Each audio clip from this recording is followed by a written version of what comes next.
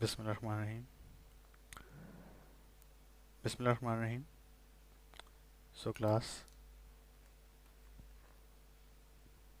in this lecture I am going to solve the MCQs of chapter number 3, first year physics. Okay, so these are the MCQs.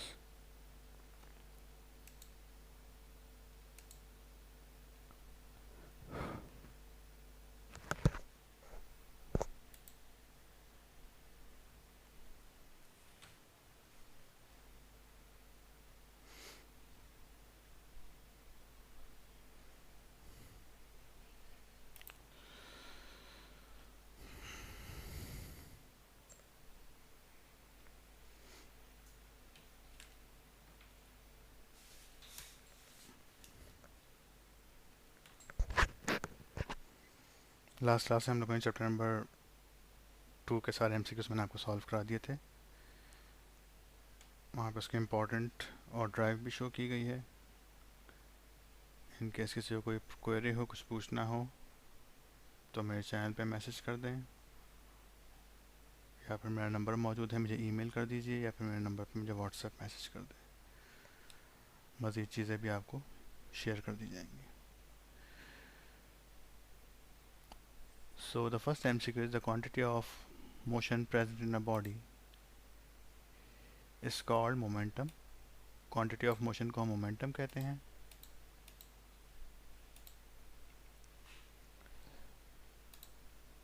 The SI unit of linear momentum is Newton second. Linear momentum का SI unit क्या होता है? Newton second.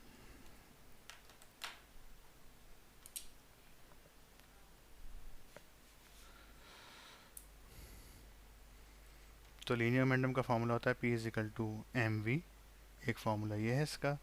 इससे जो इसका SI unit बनता है वो क्या बनता है? P unit. तो मास का यूनिट रख दीजिए आप, उससे वेलोसिटी मल्टीप्लाई हो रही है, वेलोसिटी का यूनिट रख दीजिए, तो किलोग्राम मीटर पर सेकेंड ये इसका यूनिट बनता है। लेकिन जो इसका हम एडवांस यूनिट यूज़ करते हैं वो क्या होता है कि rate of change of linear momentum बराबर होता है फोर्स के न्यूटन का, जो हमारे पास ये सेकंड लॉ है। तो यहाँ से मोमेंटम बराबर आ जाता है एफ इंटू डेल्टा टी के। इस क्वांटिटी को हम इम्पल्स भी कहते हैं। तो अगर यहाँ से हम इसका यूनिट बनाए तो फोर्स का यूनिट हो जाएगा न्यूटन और टाइम का हो जाएगा सेकंड। तो मोमेंटम का यूनिट क्या बन गया हमारे पास? Newton second. तो ये ऑप्शन है। ये भी होता है लेकिन ये ज़्यादा यूज़ किया जाता है। फर्स्ट ईयर में अगर आप किलोग्राम मीटर पर सेकंड लिखेंगे तो ये अच्छा नहीं माना जाता। न्यूटन सेकंड यूनिट इसका माना जाता है।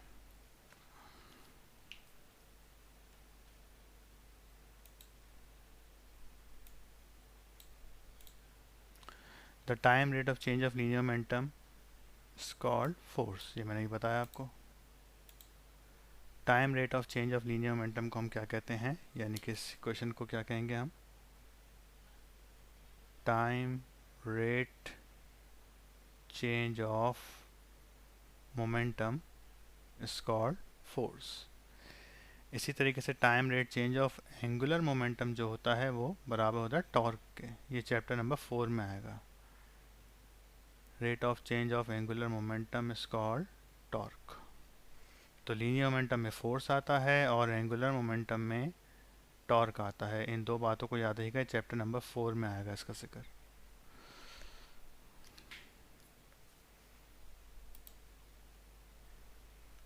The product of mass and velocity is called,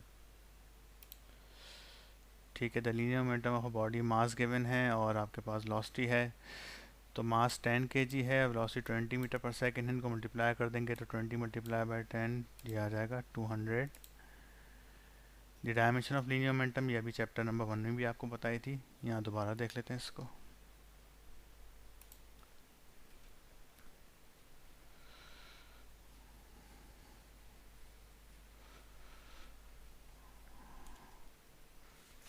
तो लीनियर मोमेंटम की जो डायमेंशन है हमारे पास,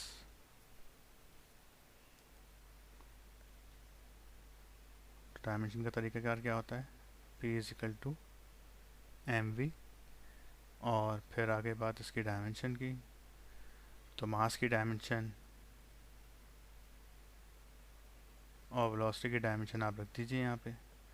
तो मास की डायमेंशन जो है वो m आ गई और वेलोसिटी की डायमेंशन l/t, तो इसको ऊपर ले आए और m l t इनवर्स 1। तो ये इसका आंसर हो गया। Conservation of linear momentum is equivalent to Newton third law. Linear momentum जब कंजर्व रहता है तो न्यूटन थर्ड लॉ की बात आती है कि बिफोर एंड आफ्टर कोलिजन, यानी कि एक्शन रिएक्शन दोनों सेम रहते हैं।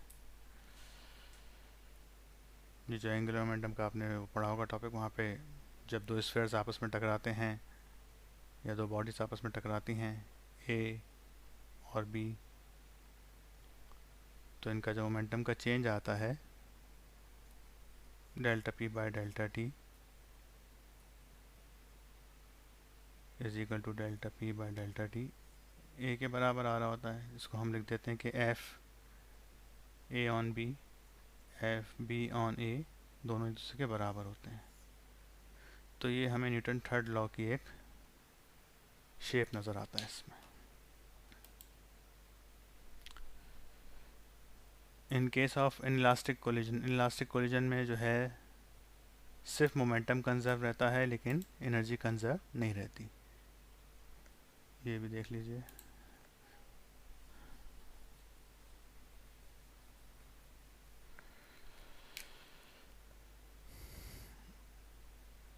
इलास्टिक कोलिजन क्या होता है हमारे पास, जिसमें टोटल मोमेंटम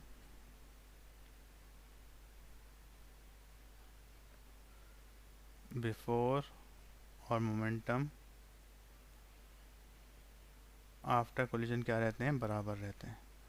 इसी तरीके से एनर्जी भी, भले काइनेटिक एनर्जी हो कोई भी एनर्जी हो, बिफोर या आफ्टर बराबर रहती है। लेकिन इनइलास्टिक कोलिजन में क्या होता है, इनइलास्टिक कोलिजन मोमेंटम तो कंजर्व रह जाता है, यानी कि मैं मोमेंटम को लिख रहा हूँ पी बिफोर बराबर होगा पी आफ्टर, लेकिन एनर्जी जो है वो बिफोर बराबर नहीं रहती आफ्टर के, और ग्रेटर आती है किसकी, बिफोर वाले की।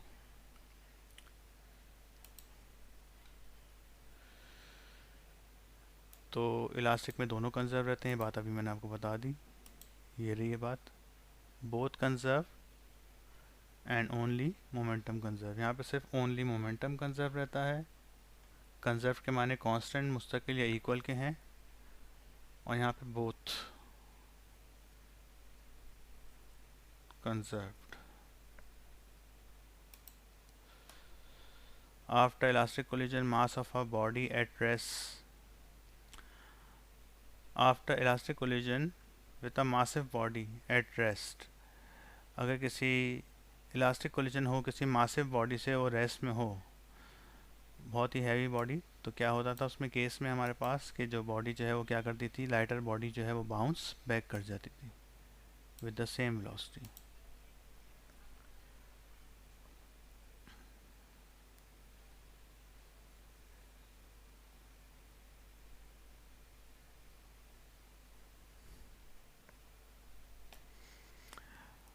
The velocity of a body after elastic collision with the same mass at rest, तो वो फिर क्या हो जाता था, यहाँ पे जो है वेलोसिटी, ये केस वन है कि वेलोसिटी जो है क्या हो जाती है, ऑल्टरनेट यानी कि चेंज हो जाती है, ऑल्टर्ड हो जाती है। The velocity of a body after elastic collision with the body of same mass at rest, तो इसमें कह रहे हैं कि दो बॉडीज़ हैं, एक बॉडी ए है एक बॉडी बी है, तो ये रेस्ट में है बॉडी बी और बॉडी ए मूव कर रही है किसी रफ्तार से। तो यहाँ पे u1 जो है वो इसकी रफ्तार है और इसकी रफ्तार u2 जो है वो ज़ीरो है क्योंकि रेस्ट में है। इसका मास m1 है, इसका मास m2 है, दोनों का मास सेम है। तो कंडीशन क्या बन रही है यहाँ पर कि m1 is equal to m2, दोनों की जगह m आ जाएगा, और u1 आपको गिवन है लेकिन u2 क्या है, 0 है। तो जब आप यहाँ पे वेलोसिटी निकालेंगे v1 और v2,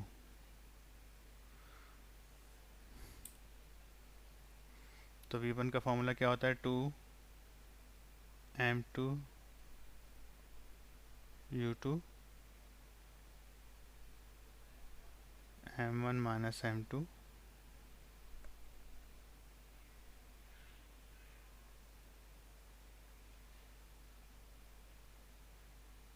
u2 divide by m1 plus m2।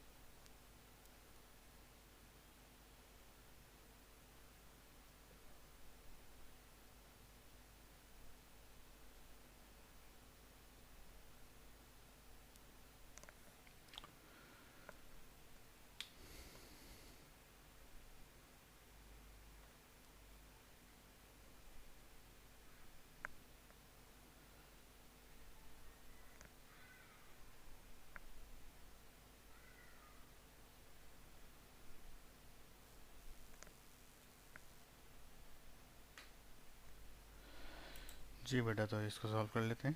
तो ये फॉर्मूला, इसको याद करने का तरीका आसान है कि अगर आप v1 फाइंड आउट कर रहे हैं तो क्या हो जाएगा फॉर्मूला आपके पास, कि दो इसमें टर्म्स होती हैं, एक में 2m और वेलोसिटी आ रहे होते हैं और एक में मासेस का डिफरेंस आ रहा होता है। तो अगर ये v1 है तो मैं इसको स्टार्टिंग से लिख के बताता हूँ आपको।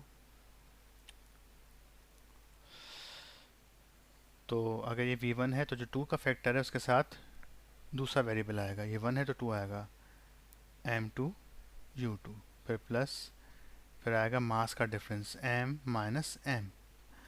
अब जो ये मास का डिफरेंस वाला फैक्टर आता है इसमें ये वाले वेरिएबल आएंगे, ये 1 है तो यहाँ पे m1 माइनस m2 होगा, और वेलोसिटी भी किसकी आएगी, u1 की आएगी। तो इस वाले टर्म में दूसरे वेरिएबल आते हैं, v1 है तो v2 आएगा यानी कि m2 u2, और यहाँ मास का डिफरेंस और वेलोसिटी आती है तो यहाँ पे अगर v1 निकालना है तो m1 में से m2 माइनस होगा और u1 आ जाएगा, divide by m1 plus m2। Similarly अगर हम जो है वो फॉर v2 के लिए जाते हैं तो v2 का फॉर्मूला कैसे ओपन होगा कि v2 बराबर हो जाएगा, दो फैक्टर्स हैं 2m1 u1, अगर ये v2 था तो u1 से ओपन होगा, प्लस बड़ा मास कौन माना जाएगा, m2 माइनस m1, और u2, v2 है तो u2 आ जाएगा m1 प्लस m2। ठीक है, तो इसका जो है वो आंसर चेक करते हैं तो क्या आ रहा है।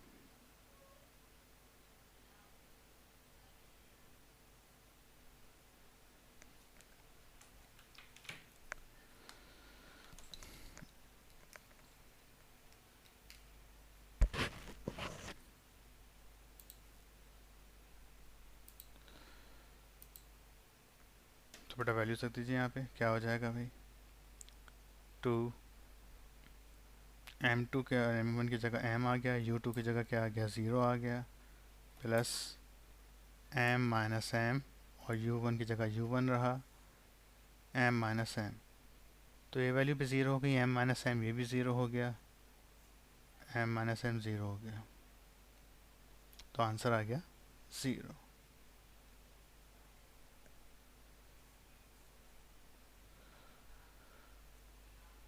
तो ज़ीरो रफ्तार u2 की थी, यानी कि बॉडी ए टकराने के बाद क्या हो जाएगी, रेस्ट में आ जाएगी।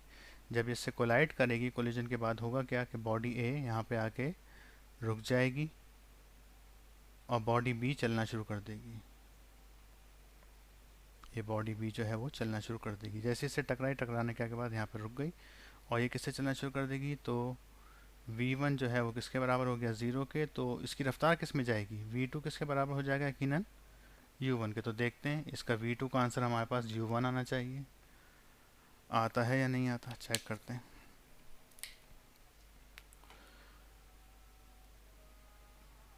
m की जगह m आ गया, u1 हमारे पास क्या है, u1 के बराबर है, और plus m minus M into zero, तो ये भी ज़ीरो हो गया पूरा term. m plus m, sorry यहाँ प्लस होता है, 2m,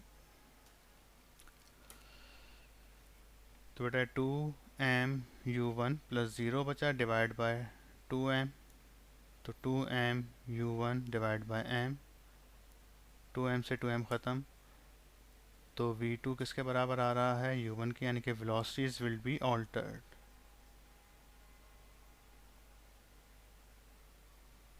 ऑल्टर्ड और इंटरचेंज, वेलोसिटीज यहाँ पे क्या हो गई हैं, ये रिज़ल्ट आता है एग्जाम में, वेलोसिटीज विल बी ऑल्टर्ड या फिर इंटरचेंज हो जाएंगी।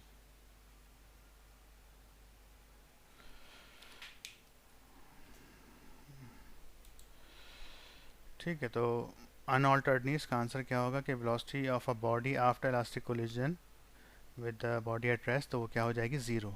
यानी कि ये वाला इन्होंने पूछा, ये वाला v1 कितना हो जाएगा, ज़ीरो हो जाएगा हमारे पास। इंक्लाइंड प्लेन पे आते हैं। The acceleration of a body moving on a frictionless inclined plane depends on the angle of inclined plane, length of inclined plane, final velocity initial, तो वो एंगल पे डिपेंड करते हैं।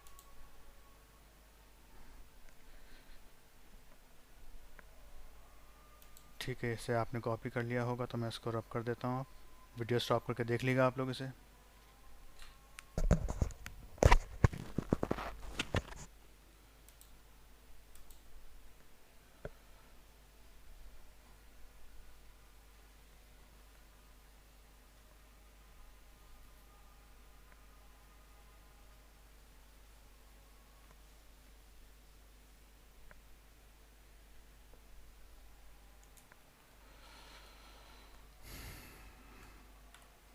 तो इंक्लाइंड प्लेन में हमारे पास जो फॉर्मूले होते हैं,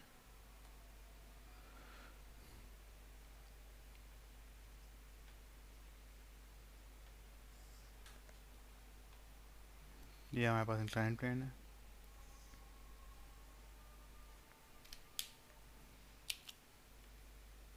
ये जो प्लेन है इसको हम इंक्लाइंड प्लेन कहते हैं, जो कि एंगल थीटा बना रहा है एक हॉरिजॉन्टल सरफेस के साथ। और इस पर अगर हम किसी ऑब्जेक्ट को रखते हैं जिसका मास m है, तो उस पर कुछ फोर्सेस लगती हैं। ये वेट का वेक्टर यहाँ आता है, ये नॉर्मल रिएक्शन आता है सरफेस का, जिसको हम r से रिप्रेजेंट करते हैं। फिर इसके वेट के वेक्टर को जब हम कंपोनेंट्स में रिजॉल्व करते हैं तो ये दो कंपोनेंट में रिजॉल्व हो जाता है इस तरीके से। अगर ये एंगल थीटा है तो ये वाला एंगल भी थीटा बनता है थ्योरम के हिसाब से।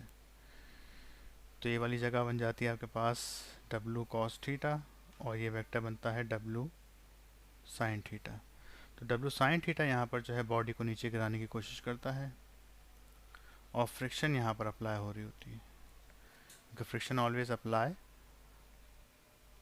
Opposite to the motion of a body.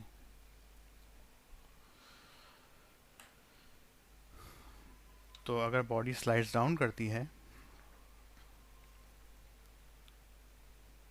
Body slides down, और फ्रिक्शन ज़ीरो नहीं है। तो होगा क्या कि जब बॉडी स्लाइड डाउन करेगी, यानी कि हम कह सकते हैं कि स्लाइड डाउन में ये वाला वेक्टर डब्ल्यू साइन थीटा जो है वो ग्रेटर होगा और फ्रिक्शन कम पड़ जाएगी।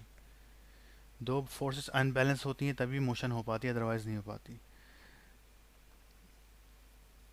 तो here W sine theta is greater than friction. तो नेट रिजल्ट क्या रहेगा, अगर ये वाली फोर्स आपके पास 10 न्यूटन है, ये 8 न्यूटन है, तो बॉडी नीचे आएगी 2 न्यूटन से, तो वो 2 न्यूटन को हम कहेंगे एफ। तो let F be the resultant force, जिससे बॉडी नीचे आ रही है। और वो यकीनन क्या होगा, बड़ी फोर्स में छोटी फोर्स को आप माइनस कर दें, यानी कि 10 माइनस 8 2 न्यूटन। फिर इनके फोर्सेस ओपन कर दें, एम ए न्यूटन का सेकंड लॉ लगा दें, M G sine theta minus F. तो एक्सप्रेशन किसके बराबर हो जाएगा, M G sine theta minus F total divide by M. और जब हम बात करेंगे विदाउट फ्रिक्शन में, तो विदाउट फ्रिक्शन में क्या हो जाएगा, F equal to zero in the absence of friction. Exam में हेडिंग बना के किया करें इसको इस तरीके से। तो ए बराबर हो जाएगा M G sine theta minus zero divide by M.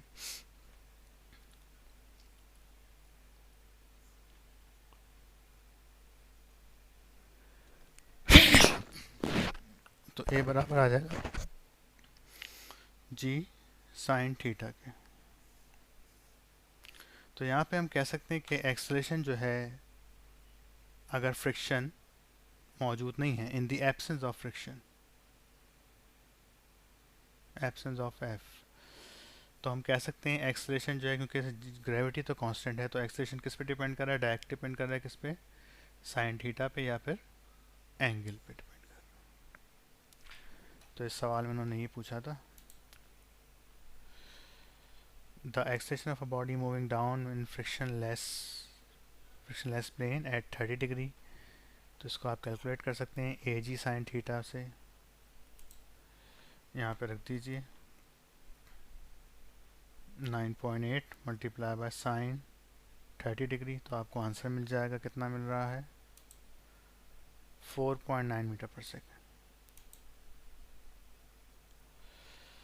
For a block placed on a smooth inclined plane, the reaction of inclined plane is balanced by, अभी जो रिएक्शन है वो किससे बैलेंस हो रहा है, डब्ल्यू कॉस थीटा से हो रहा है। डायग्राम देख सकते हैं आप लोग, यानी कि एम जी कॉस थीटा से बैलेंस होता है।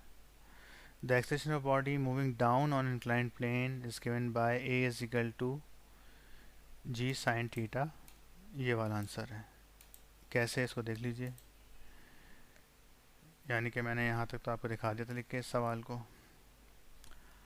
अब अगर मैं यहाँ पे इनको कैंसिल आउट कर दूँ, इसके बाद देखिएगा ए इज इक्वल टू, यानी कि एलसीएम ब्रेक कर दूँ, तो M G sine theta upon M minus F upon M. तो इस एम से एम ख़त्म हो जाएगा, क्या बचेगा यहाँ पर अब, G sine theta minus F upon M. तो ये इसका आंसर हो गया। ठीक है, if a body moving up with a frictionless inclined plane at an angle of 30 degree, तो यहाँ पे इसका आंसर जो है वो माइनस में आ जाएगा। मूविंग अप में हम ये कहते हैं कि ये एक्सेलरेशन जो है वो नेगेटिव हो जाता है। मूविंग डाउन का मैंने आपको बता दिया, मूविंग अप का भी देख लीजिए। स्लाइड्स अप में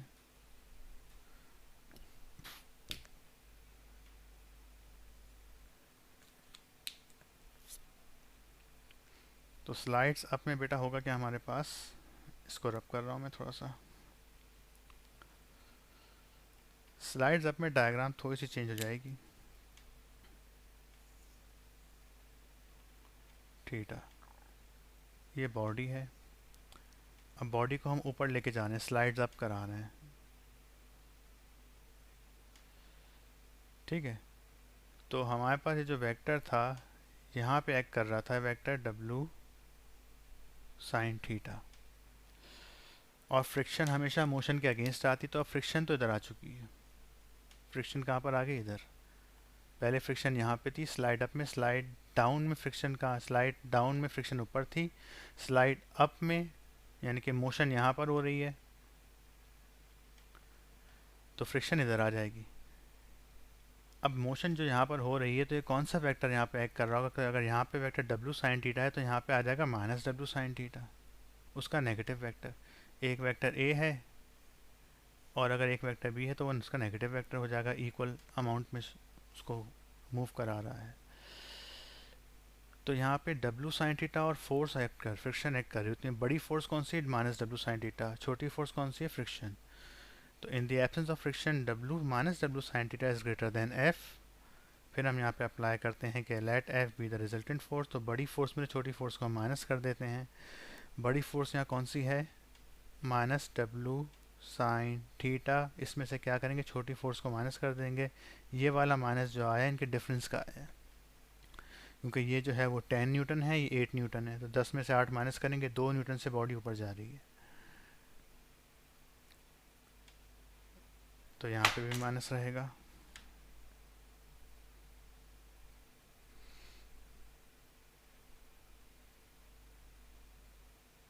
ठीक है, तो हम यहाँ पे करते हैं कि हम माइनस साइन कॉमन ले लेते हैं, तो आंसर में थोड़ा सा एक डिफरेंस आ जाता है। माइनस मैंने कॉमन ले लिया तो क्या बचेगा यहाँ पे? M G sine theta plus F upon M A. इस एम को अगर मैं नीचे ले आऊँ तो ये बन जाएगा ये क्वेश्चन। एलसीएम ब्रेक कर देंगे तो बन जाएगा A minus G sine theta plus friction upon M.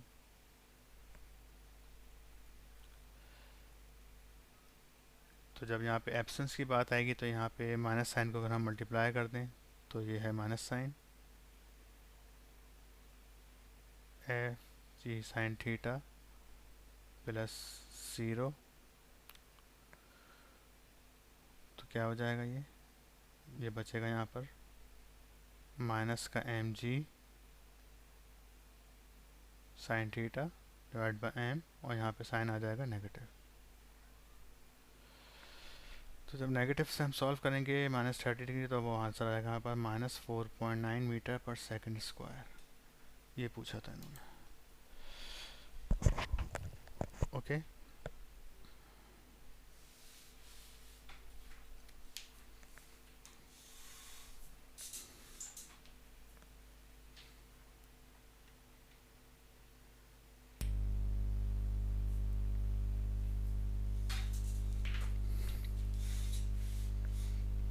तो यहाँ पे इंक्लाइन प्लेन का मैंने आपको बता दिया सर।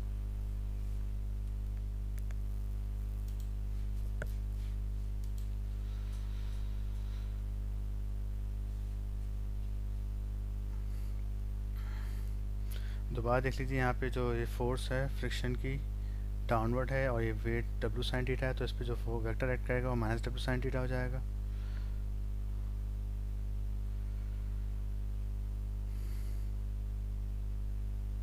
ठीक है, तो यहाँ से इसका answer minus 4.9 metre per second आ जाएगा। न्यूटन लॉज आ जाते हैं। Newton first law of motion is also known as law of inertia. Was very simple.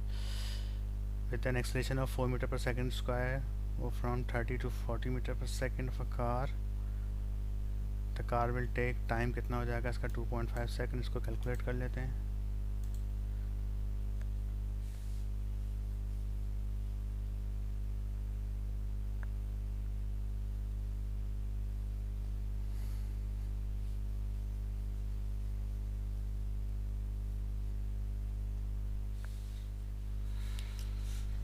तो इस सवाल का डेटा मैं बनाया था पहले। कह रहे हैं कि एक्सेलरेशन कितना है? MCQ number 2। ए कितना है? 4 metre per second square. VI 30 metre per second है। VF जो है वो 40 मीटर पर सेकेंड है। टाइम बताना है आपने। तो सोल्यूशन पे आ जाइए। ए बराबर होता है VF minus VI upon T या डेल्टा टी। तो टी इधर आ जाएगा, ए इधर आ जाएगा, टी फाइंड आउट करना है आपने, V F minus V I upon A. तो ये 40 माइनस 30 डिवाइड बाय 4, तो 10 अपॉन 4 कितना हो जाएगा, 2.5 second.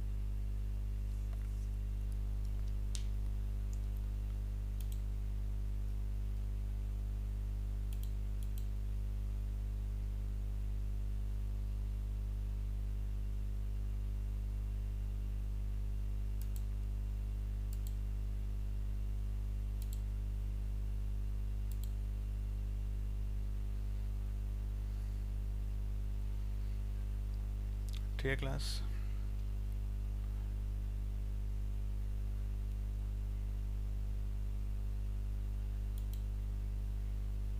If our body start from rest, accelerate with 2 meter per second, after 5 seconds velocity will become। तो एक बॉडी जो है वो स्टार्ट हुई है from rest,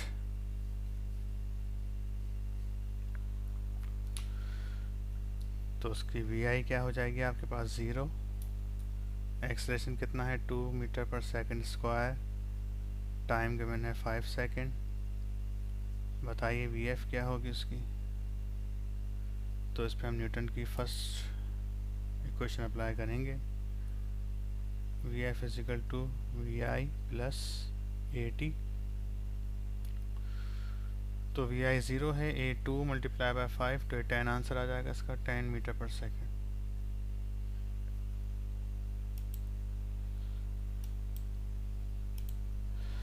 the distance covered by body in time T starting from rest, तो ये हो जाएगा हाफ ए टी स्क्वायर, क्योंकि डेटा कोई गिवन नहीं है तो फॉर्मूला भी अप्लाई करना पड़ेगा।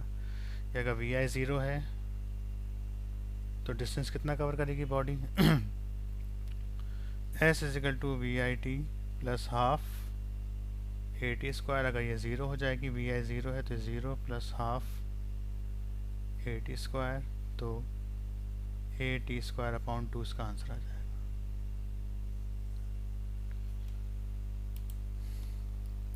When body thrown vertically upward, in case of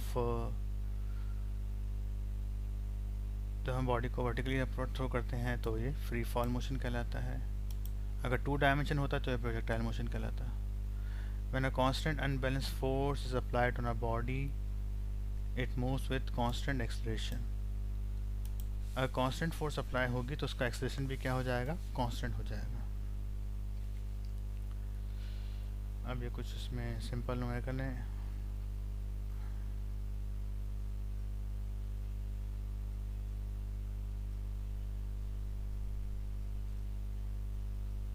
इनको थोड़ा सा मैं जल्दी जल्दी सॉल्व करूँगा, देखते जाइएगा आप। A 20 gram ball start from rest with fall freely in 1 second।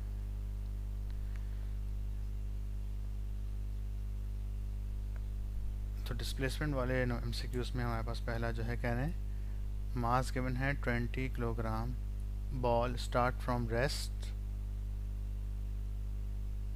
With a free fall in 1 second.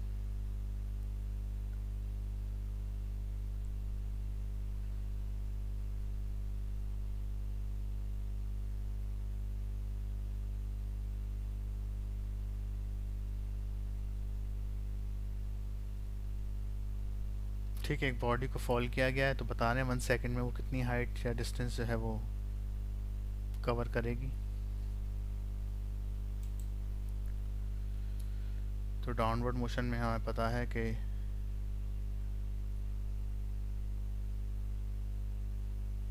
Downward we i 0 है, हमें हाइट बतानी है उसकी।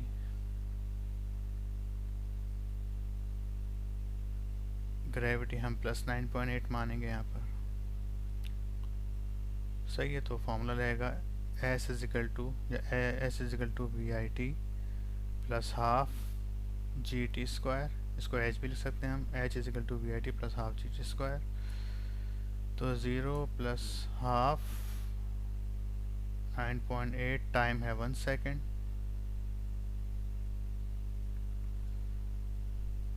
तो टाइम 9.8 डिवाइड बाय दिस, तो ये 4.9 मीटर हो जाएगी height.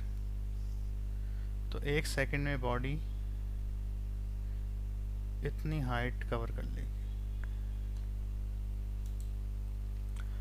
Free for body of mass 10 kilogram, mass से इसमें कोई फ़र्क नहीं पड़ता, loss it's height in 2 second. 2 second में कितनी हाइट कवर कर लेगी? 19.6 कर लेगी। चेक कर लेते हैं इसी सवाल पे।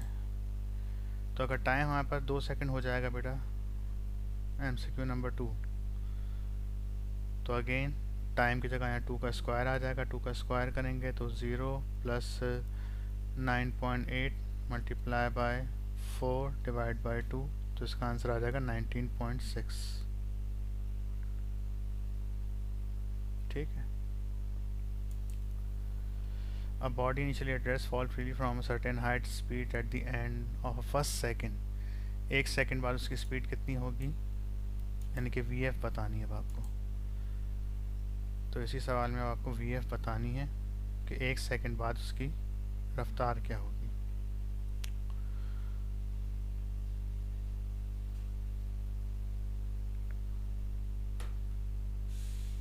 तो हम इस पे ये भी लगा सकते हैं, VF is equal to VI plus GT। 0 plus 9.8 multiply by 1, तो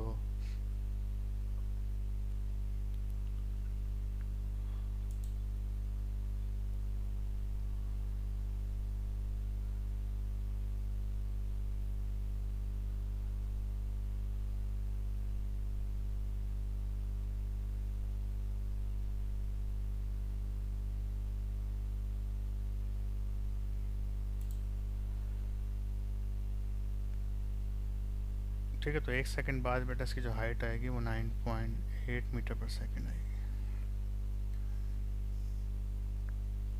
ठीक है, इसका आंसर जो है वो क्या है, 9.8 मीटर पर सेकेंड, ये नहीं है।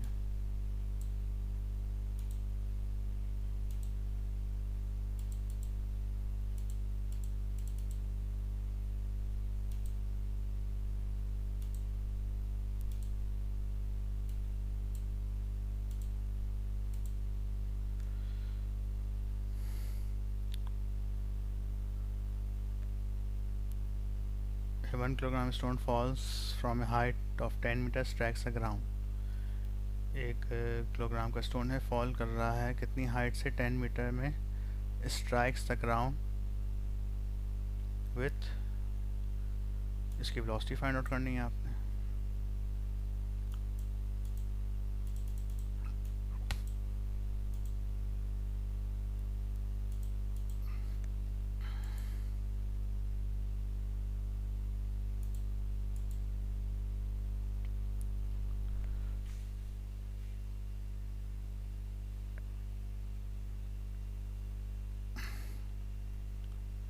मास गिवन है 1 kg स्टोन का।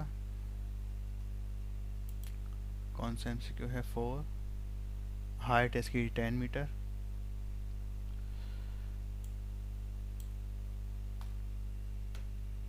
हाइट है 10 मीटर की हाइट से गिर रहा है स्टोन।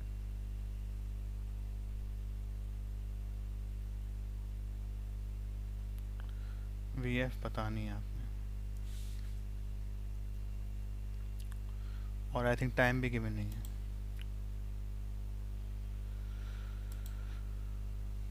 अच्छा जी,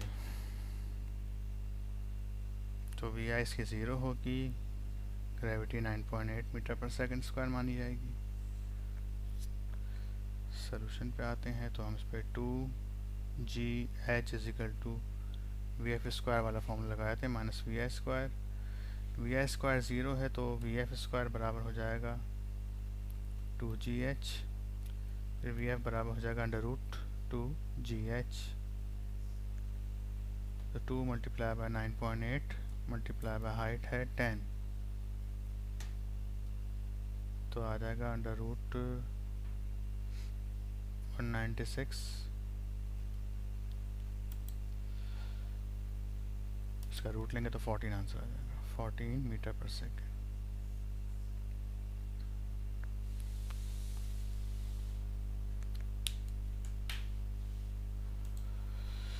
If the velocity time graph of a moving body is curve,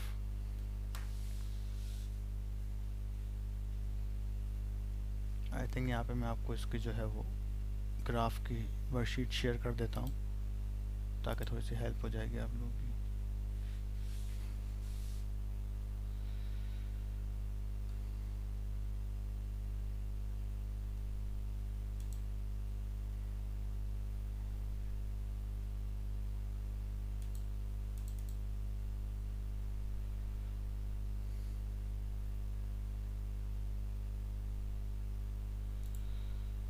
ये वर्कशीट आप लोग पढ़ लीजिएगा ज़रूर।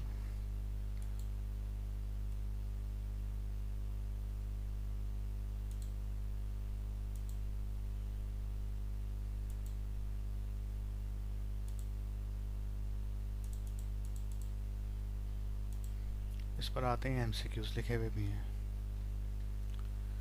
कि स्लोप ऑफ डिस्टेंस टाइम का जो ग्राफ होता है स्लोप उसे हम क्या कहते हैं, यूनिफॉर्म वेलोसिटी को रिप्रेजेंट करता है कि अगर इस तरह से आ रहा है वेलोसिटी टाइम ग्राफ का अगर आप स्लोप निकालेंगे तो उसमें आपको क्या मिलता है, एक्सेलरेशन। ये कांस्टेंट एक्सेलरेशन को शो करता है। Velocity is parallel to time axis, अगर वेलोसिटी टाइम के पैरेलल आ रही है तो वेलोसिटी कांस्टेंट मानी जाएगी और एक्सेलरेशन ज़ीरो होता है। डिस्टेंस टाइम का जो कर्व अगर इस तरह से आया है तो ये नॉन यूनिफॉर्म वेलोसिटी मानी जाती है डिस्टेंस टाइम के ग्राफ की। वेलोसिटी टाइम ग्राफ आपको नॉन यूनिफॉर्म कर्व आ रहा है तो ये नॉन यूनिफॉर्म एक्सेलरेशन देता है। तो ये कुछ ग्राफिकल टर्म्स हैं इसमें जिसमें लिखा हुआ है एमसीक्यूज, इनको ज़रा अच्छी तरीके से आप पढ़ लीजिएगा, ये अक्सर एमसीक्यूज में आ जाते हैं। ठीक है, तो मैं यहाँ पे बताता हूँ आपको हमारा सवाल क्या है। यहाँ पे the velocity time graph of moving body is curve. तो अगर देख सकते हैं आप लोग कि वेलोसिटी टाइम ग्राफ जो है वो क्या आ रहा है, कर्व आ रहा है। तो बॉडी कैसे मूव कर रही होगी, नॉन यूनिफॉर्म एक्सेलरेशन से कर रही होगी। अगर स्ट्रेट लाइन आती तो बॉडी कांस्टेंट एक्सेलरेशन से मूव कर रही होती है, ऐसे ऊपर लिखा हुआ है।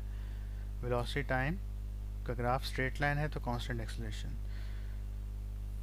डिस्टेंस टाइम का ग्राफ स्ट्रेट लाइन है तो डिस्टेंस अपॉन टाइम वेलोसिटी बनता है, वेलोसिटी अपॉन टाइम एक्सेलरेशन बनता है। तो स्लोप का मतलब होता क्या है, वाई एक्सिस को आप एक्स एक्सिस से डिवाइड करते हैं। तो graph between velocity and time is curve, तो बॉडी नॉन यूनिफॉर्म एक्सेलरेशन से मूव कर रही होगी।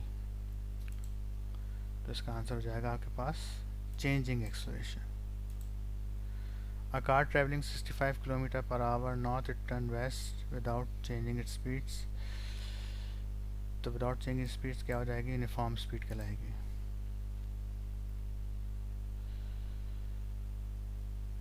If the velocity time graph of a body is straight line parallel to time axis, ये वाला आ गया।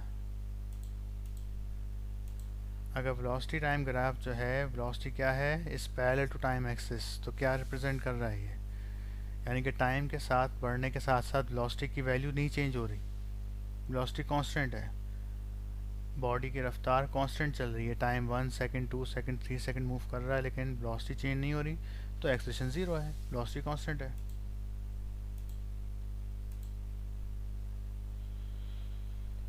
तो पूछ रहे हैं एक्सेलरेशन क्या होगा, तो एक्सेलरेशन हो जाएगा zero. Under the influence of constant unbalance force body moves with uniform acceleration. Constant unbalance force लग रही है, यानी कि फोर्स कांस्टेंट लेकिन अनबैलेंस का मतलब बॉडी उसको मूव करा रही है। तो बॉडी जो है वो कांस्टेंट फोर्स की वजह से क्या मूव करेगी, कांस्टेंट एक्सेलरेशन से मूव करेगी। अगर distance time graph increasing straight line आए तो बॉडी कैसे मूव करेगी, कांस्टेंट वेलोसिटी से। ये वाला पूछा गया है यहाँ पे। Distance time graph straight line आए, इंक्रीजिंग स्ट्रेट लाइन आए, तो बॉडी कैसे मूव करेगी, यूनिफॉर्म या कांस्टेंट वेलोसिटी से मूव करेगी। और डिस्टेंस टाइम ग्राफ कर्व आता तो बॉडी कैसे मूव करती, वेरिएबल वेलोसिटी से मूव करती। A body moves through equal distance in particular direction in equal interval of time। Equal distance कर रही है इक्वल इंटरवल ऑफ टाइम में, तो वो क्या कहलाएगा आपके पास, यूनिफॉर्म कहलाएगी।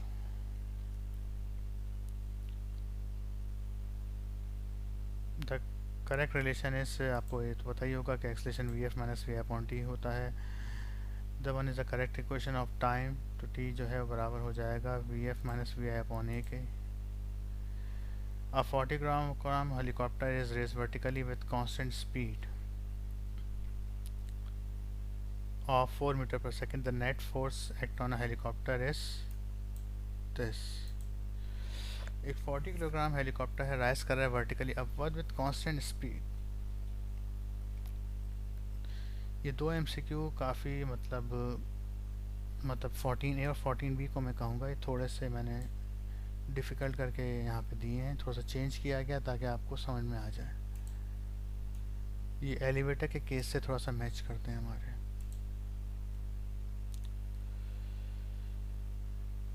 इसको समझने की कोशिश करिएगा।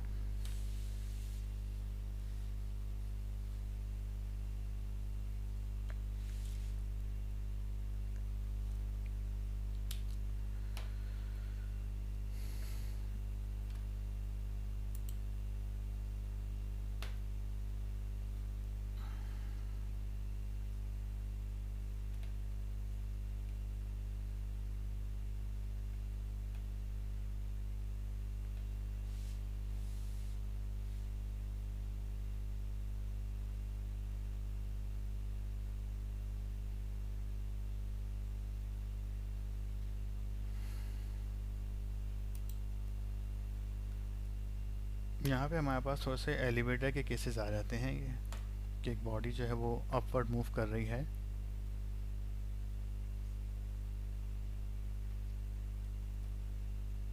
Constant speed. जब कांस्टेंट स्पीड से जाएगी तो एक्सेलरेशन 0 हो जाएगा। और एक होता है कांस्टेंट एक्सेलरेशन। कांस्टेंट एक्सेलरेशन का मतलब कि वेलोसिटी का चेंज जो है वो कांस्टेंट आ रहा है, यानी वेलोसिटी मुस्तकिल चेंज तो हो रही है लेकिन उसका चेंज पर यूनिट टाइम वो क्या आ रहा है, कांस्टेंट आ रहा है। कांस्टेंट का मतलब हरगिज़ ये नहीं होता कि वैल्यू 0 है। कांस्टेंट का मतलब वो वैल्यू, मिसाल के तौर पे यहाँ बॉडी मूव कर रही है 4 मीटर पर सेकंड से, तो ये वैल्यू चेंज नहीं हो रही है, कांस्टेंट है। तो कांस्टेंट और 0 में बहुत फ़र्क होता है, बच्चे इसको कभी कभार 0 समझ लेते हैं। एक चीज़ कांस्टेंट है तो उसका चेंज 0 आएगा, वो वैल्यू 0 नहीं होगी। अगर वेलोसिटी कांस्टेंट है इसका मतलब है कि vi और vf दोनों बराबर हैं, 0 नहीं हैं, बराबर है। कोई भी वैल्यू हो सकती है, जैसे 4 लिखी हुई है। तो जब आप इसका एक्सप्रेशन निकालेंगे जिसमें इसका चेंज आता है vf minus vi is equal to t, ये 0 के बराबर आएगा। तो कांस्टेंट में और 0 में फ़र्क होता है। एक चीज़ 0 है इसका मतलब वो एग्जिस्ट ही नहीं करती, एक चीज़ कांस्टेंट है इसका मतलब वो एग्जिस्ट करती है लेकिन वो चेंज नहीं हो रही वक्त के साथ साथ। ये बहुत इंपॉर्टेंट बात है। तो यहाँ पे मैं थोड़ा सा आपको हेल्प दिलाऊंगा इसकी अपेरेंट वेट की या एलिवेटर के केसेस की। देखिए दो तरीके होते हैं कि अगर हम जब भी हम एक बॉडी को रेस करते हैं, जैसे मिसाल के तौर पे मैं इस ऑब्जेक्ट को उठा रहा हूँ, इस ऑब्जेक्ट का जो वेट है वो कितना है, 10 न्यूटन मान लेते हैं मिसाल के तौर पर। तो अगर मैं इसको इस तरीके से उठा रहा हूँ यूनिफॉर्म, मेरा हाथ जो है इस तरह से ऊपर जा रहा है, या यूँ दिखाता हूँ मैं आपको, यहाँ पे समझ लें मैं इसको ऊपर उठा रहा हूँ, ये मैं इसको ऊपर उठा रहा हूँ यूनिफॉर्म। एक तरीका ये था। तो इस बॉडी को जब मैंने रेस किया तो मेरी वेलोसिटी जो थी वो कांस्टेंट थी, 2 मीटर पर सेकंड थी। इस पॉइंट पर भी 2 मीटर पर सेकंड आए, इस पॉइंट पर भी 2 मीटर पर सेकंड आए। तो ये कहेंगे कि मैंने यहाँ पर तकरीबन कितनी फ़ोर्स लगाई होगी। तो यहाँ पर मैंने जो फ़ोर्स लगाई होगी वो तकरीबन इसके वज़न के मुताबिक लगाई होगी। अब दूसरा तरीका क्या है कि अगर इसी ऑब्जेक्ट को मैं उठाऊँ, रेस करूँ और एक स्पीडली करूँ। एक तो तरीका था कि मैंने बॉडी को यूँ उठाया आराम से, और एक था कि मैंने यूँ एक झटके से उठा लिया, एक स्पीड से उठा लिया। तो जब मैं स्पीड से उसको उठाऊँगा तो अब मुझे फ़ोर्स क्या इतनी ही लगानी पड़ेगी, अब मुझे फ़ोर्स ज़्यादा लगानी पड़ेगी। यानी कि जो मेरे बॉडी का जो एक्सेलरेशन है, जो मैं मूव करा रहा हूँ इसको, मेरा एक्सेलरेशन इसके वज़न में शामिल हो रहा है। मेरी ये ऊपर ले आने वाली फ़ोर्स इसमें क्या हो रही है, शामिल हो रही है। तो जो टोटल फोर्स अब इसके ऊपर एक्ट करेगी वो वज़न से ज़्यादा होगी। इसको हम कहते हैं अपेरेंट फोर्स या अपेरेंट वेट। तो ये एलिवेटर में होता है कि एलिवेटर में आपने फील किया होगा, एक बहुत आपके टीचर ने पढ़ाया होगा आपको चैप्टर नंबर 6, तो वहाँ पे एलिवेटर के केसेस आते हैं। तो वहाँ बताया होगा कि एलिवेटर में ये फील किया जाता है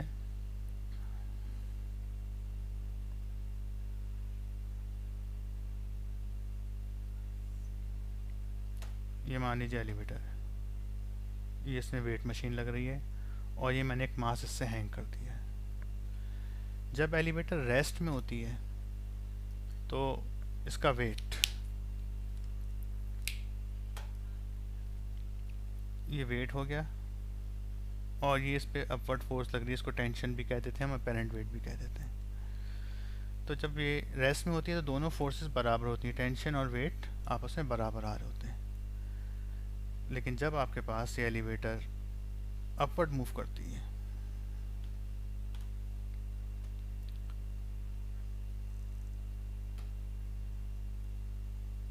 अपवर्ड मोशन, तो मान लीजिए इसका वेट अगर बॉडी का अभी शो हो रहा था 8 न्यूटन, तो जब ये एलिवेटर अपवर्ड मूव करेगी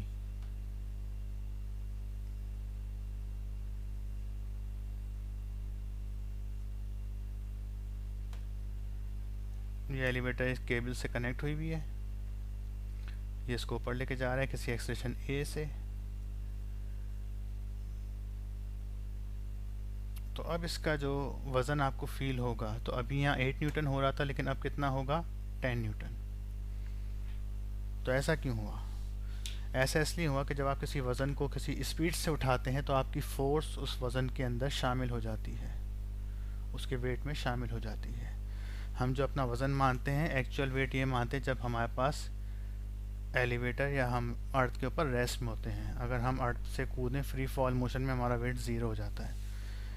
कभी हम कहीं से जंप करें और जंप करते वक्त पैरों के नीचे अपने वेट मशीन को रखें तो वेट हमारा ज़ीरो आ रहा होगा, वो वेटलेसनेस कंडीशन कहलाती है। तो यहाँ पे ये वेट डाउनवर्ड है और ये टेंशन जो है वो अपवर्ड है। इसी टेंशन को हम अपेरेंट वेट या अपेरेंट फोर्स कहते हैं। यही फोर्स हमें यहाँ पर फाइंड आउट करनी है इन न्यूमेरिकल्स में। तो पहले मैं इसका फार्मूला ड्राइव करा लेता हूँ ताकि फिर आपको समझ में आ जाए। मैं डायरेक्ट फार्मूला यूज़ करता तो आपको समझ नहीं आता। तो यहाँ आप देख सकते हैं अपवर्ड मोशन में अपवर्ड बॉडी मूव कर रही है तो ये वाली फोर्स ज़्यादा होगी, वज़न की फोर्स कम मानी जाएगी, डायरेक्शन यहाँ पर मूव कर रही है। तो फॉर अपेरेंट वेट या अपेरेंट फोर्स एफ प्राइम हमें निकालनी है, ये है एफ प्राइम ग्रेटर है वेट से। ओके, तो let F be the resultant force. F हमारे पास क्या आ गई, रिजल्टेंट फोर्स आ गई, यानी कि इन दोनों का डिफरेंस। ये कितनी ज़्यादा है, 10 है, ये आपके पास अगर 8 न्यूटन है तो फ़र्क कितना है 2 न्यूटन का, वो 2 न्यूटन एफ है। तो एफ बराबर हो जाएगा एफ प्राइम माइनस वेट। तो वेट इधर आके क्या हो जाएगा, F plus weight is equal to F prime. तो एफ प्राइम बराबर आ गया M A plus M ji,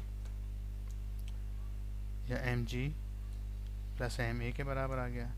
M common लिया यहाँ से तो बराबर आ गया जी प्लस ए के। तो ये हमारे पास वो फोर्स आई है।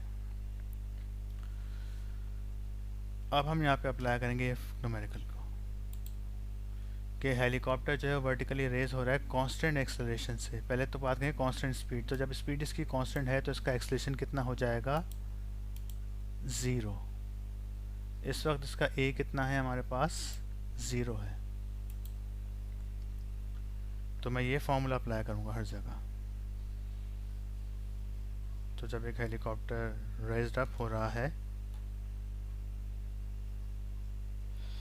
वेलोसिटी उसकी 4 मीटर पर सेकंड है, तो एक्सेलरेशन क्या हो जाएगा कांस्टेंट 0। एक्सेलरेशन की वैल्यू रख देंगे यहाँ पे, तो उसकी नेट फोर्स कितनी आ रही है आपके पास एम जी प्लस ए, यानी कि नेट फोर्स बराबर आ गए उसके एम जी के। एम जी वेट कहलाता है, तो उसका वेट कितना है मास है 400 किलोग्राम और जी के वैल्यू 9.8 होती, तो 400 को जब आप 9.8 से मल्टीप्लाई करेंगे तो 3290 न्यूटन फोर्स आ जाएगी और यही उसका वेट कहलाएगा। ठीक है, तो इसका आंसर आ गया 3920। अब ये वाला इंटरेस्टिंग न्यूमेरिकल है। 400 kilogram helicopter rises vertically with constant acceleration, यानी कि एक्सेलरेशन ज़ीरो नहीं है, यहाँ कांस्टेंट वेलोसिटी थी या स्पीड थी तो एक्सेलरेशन ज़ीरो था, यहाँ कांस्टेंट एक्सेलरेशन है, वेलोसिटी का तो अब जिक्र ही नहीं आएगा। अब यहाँ पर जो फोर्स आएगी वो इतनी नहीं आएगी, देखिएगा, हालांकि सेम वही वज़न है हेलीकॉप्टर का। तो किसी ऑब्जेक्ट को अगर आप कांस्टेंट स्पीड से उठाएंगे तो आप तकरीबन उसके वेट के बराबर फोर्स लगाते हैं, लेकिन अगर आप उसे बहुत स्पीड से उठाते हैं तो आपकी फोर्स उसके वज़न से काफ़ी ज़्यादा होती है। तो यहाँ पे इसका आंसर ये आएगा।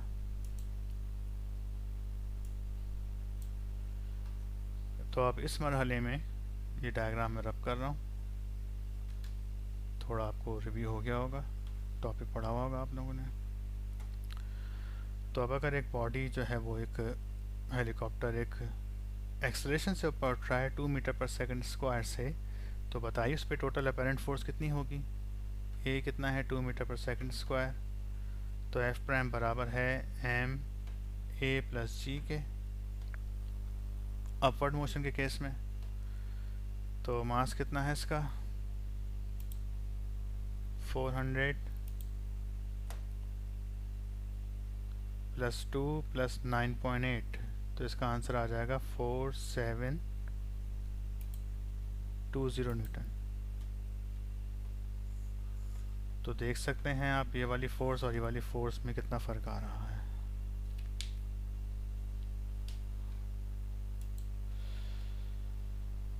Again 3000 kilogram helicopter rise with constant acceleration, तो इसका आंसर भी रिजल्टेंट फोर्स भी अपवर्ड ही आएगी। ये जो फोर्स आ रही है कहाँ पर आ रही है, अपवर्ड आ रही है। इसका आंसर क्या आएगा, इसी तरीके से आप करेंगे ये आंसर आ जाएगा। What is it true about the falling straight down decreasing velocity, the net force on a body is directed upward.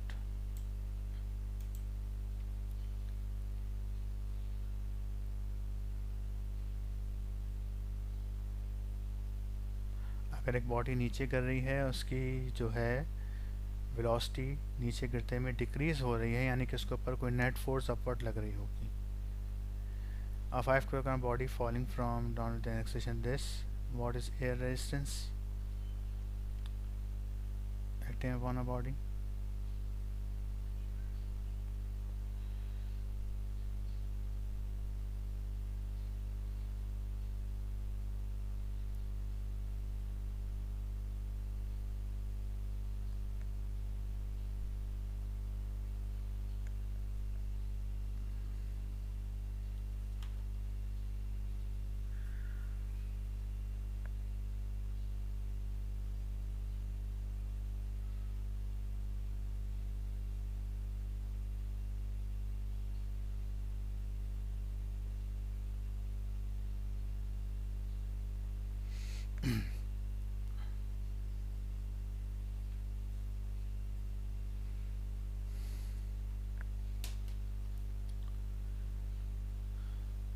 ये वाला एमसीक्यू क्लास में आपको अभी बताता हूँ थोड़ी देर में। A body goes from 2 meter to 8 meter mark back to 2 meter in 3 seconds. Its average velocity is 4 meter per second.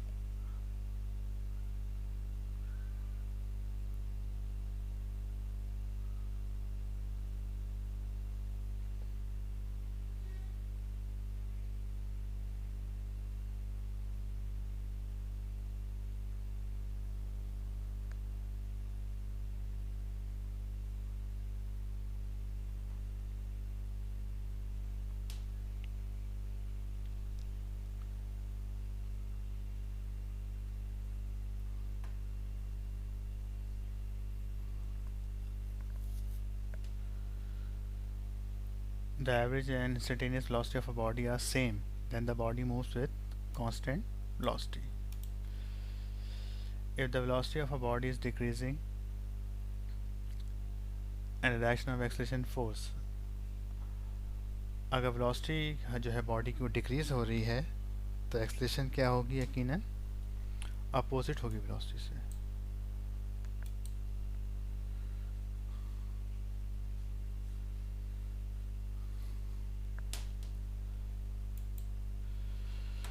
यानी कि हम कह सकते हैं कि वेलोसिटी हमेशा आगे की तरफ आती है। एक बॉडी मूव कर रही है वी आई से, ये उसकी वी एफ है, तो अगर इसकी वी एफ जो है वो ग्रेटर होती है वी आई से तो एक्सलेशन यहाँ पर आता है, और जहाँ एक्सलेशन होता है वहीं पे फोर्स आती है। लेकिन अगर कहीं बॉडी जो है वो डिसेलरेट कर रही है, वी आई ज़्यादा है, मिसाल के तौर पे 10 मीटर पर सेकेंड, और वी एफ जो है वो कम है 8 मीटर पर सेकेंड, तो यानी कि इस पर इसको रोका जा रहा है, इस पर फोर्स यहाँ एक कर रही है, इसका एक्सलेशन नेगेटिव आ रहा है।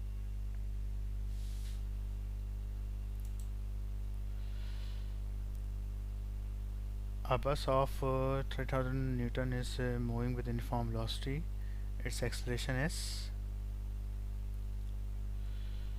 एक बॉडी जो है बस जो है वो यूनिफॉर्म वेलोसिटी से मूव करी तो उसका एक्सलेशन तो ज़ीरो हो जाएगा ना। If the time travel velocity is delta t tends to 0 तो उसको हम इंस्टेंटेनियस एक्सलेशन कहते हैं, rate of change of velocity. Friction में स्टोक्स लॉ आ जाएगा। Stokes law hold good for the motion through viscous medium. A body falling through experience a frictional force called Stokes law. तो Stokes law में क्या होता है हमारे पास, ये Stokes law है, F is equal to 6 pi eta r into b। हम यहाँ पर एक कि सिलेंडर में जिसमें लिक्विड फिल हुआ होता है, लिक्विड विस्कस होता है, यानी कि गाढ़ा लिक्विड होगा, ऑयल पानी वानी इस तरह की चीज़ होगी। पानी की विस्कोसिटी तो खैर बहुत कम होती है, ऑयल होगा, कोई लिक्विड होगा, कोई फ्लूइड होगा। तो जब हम इसमें किसी स्फीयर को जिसका मास m है, जिसका रेडियस r है, और जब ये मूव करेगा और एक कांस्टेंट वेलोसिटी पे आ जाएगा तो टर्मिनल वेलोसिटी कहलाती है। जिस वक्त इस पर अपवर्ड फोर्स लगेगी, इसका वेट डाउनवर्ड रहेगा, इस पर अपवर्ड थ्रस्ट भी लगेगी और एक अप थ्रस्ट ड्रैग फोर्स भी लगेगी।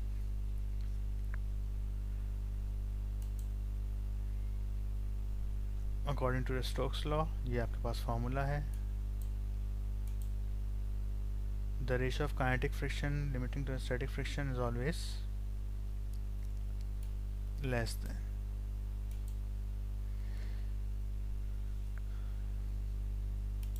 तो ये बात याद रखिए कि फ्रिक्शन में आपके पास स्टैटिक फ्रिक्शन हमेशा ग्रेटर आता है काइनेटिक फ्रिक्शन से, तो mu s is greater than mu k, क्योंकि जब बॉडी स्टैटिक होती है तब उसमें फ्रिक्शन ज़्यादा पाई जाती है, जब बॉडी मूव कर रही होती है तो उसमें फ्रिक्शन कम हो जाती है। तो इन्होंने कहा है कि म्यू के अपॉन म्यू एस जो है वो क्या आएगा, लेस देन 1 आएगा।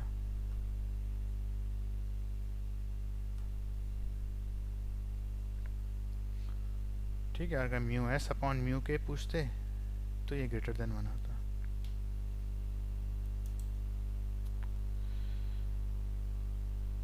ठीक है, तो एफ एस बड़ा होता है, एफ के कम होता है। स्टोक्स लॉ में विस्कस रेस्ट किसके प्रोपोर्शनल नहीं होती, मास के। यहाँ देख सकते हैं आप ये फार्मूला, 6 पाई कांस्टेंट है, ईटा विस्कोसिटी है, आर रेडियस है, स्फीयर का वी वेलोसिटी है। तो विस्कस फोर्स डायरेक्टली प्रोपोर्शनल होती है ईटा के, आर के और वेलोसिटी के, लेकिन मास से कोई ताल्लुक नहीं होता इसका। When a falling object reaches a speed where the force of resistance is equal to its force called terminal velocity. The coefficient of friction is equal to F upon R. Coefficient of friction किसके बराबर होता है, F upon normal reaction के।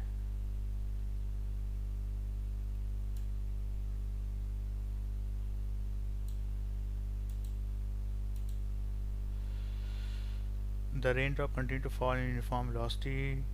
Its weight is balanced by the air resistance and thrust. ये 1996 में आया था. The property of fluid due to which resist the flow is called viscosity. Viscosity की ऐसे ही जो है जो प्रॉपर्टी होती है फ्लूइड की जिसके ऐसे वो रेजिस्ट करता है, रुकावट देता है फ्लो में. और कोई जैसे पानी को हम ग्लास से पोर कर दें, गिरा दें, पानी जल्दी गिर जाएगा. ऑयल को गिराएंगे, ऑयल देर से गिरेगा. ग्रीस को गिराएंगे या शहद को गिराएंगे तो और देर से गिरेगा क्योंकि उसकी विस्कोसिटी ज़्यादा है. Kinetic friction is always less then static friction. An object is falling through a viscous fluid, its terminal velocity uniform या सेम रहती है. Friction force is self adjusting force, ये बहुत पहले आया था कभी. Dimension of coefficient of viscosity क्या होगी आपके पास, क्योंकि इसका कोई यूनिट नहीं होता तो इसकी कोई डायमेंशन भी क्या होगी, नो डायमेंशन. देखें सब पे ज़ीरो आ रहा है क्योंकि इसका कोई यूनिट नहीं होता. फोर्स का यूनिट भी न्यूटन है और इसका भी न्यूटन है तो न्यूटन से न्यूटन कट जाता है तो म्यू हैज़ नो यूनिट. तो यूनिट का मतलब इसकी डायमेंशन क्या आएगी, m की पावर 0, l की पावर 0 और t की पावर भी 0. ओके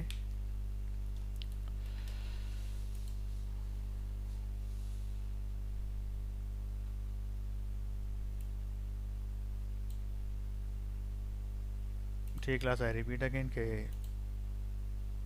ये जो चैनल है इसको आप सब्सक्राइब कर लीजिएगा. यहाँ से आपको सेकंड ईयर के बहुत सा मटेरियल मिल जाएगा. फर्स्ट ईयर पे तो फ़िलहाल मैंने सिर्फ आपको एमसीक्यूज़ की शेयरिंग कर रहा हूँ, लेकिन सेकंड ईयर में आपके लिए काफ़ी हेल्पफुल रहेगा. ओके और इसमें जो लिंक आ रहे हैं इनको ज़रूर देख लीजिएगा. इसमें गूगल ड्राइव भी आ रही है जहाँ पे सारे नोट्स पड़े हुए हैं और इम्पोर्टेंट भी पड़े हुए हैं. और इस वर्कशीट को ज़रूर रीड कर लीजिएगा. कुछ एमसीक्यूज़ जो रह गए हैं वो मैं आपको बाद में शेयर कर दूँगा.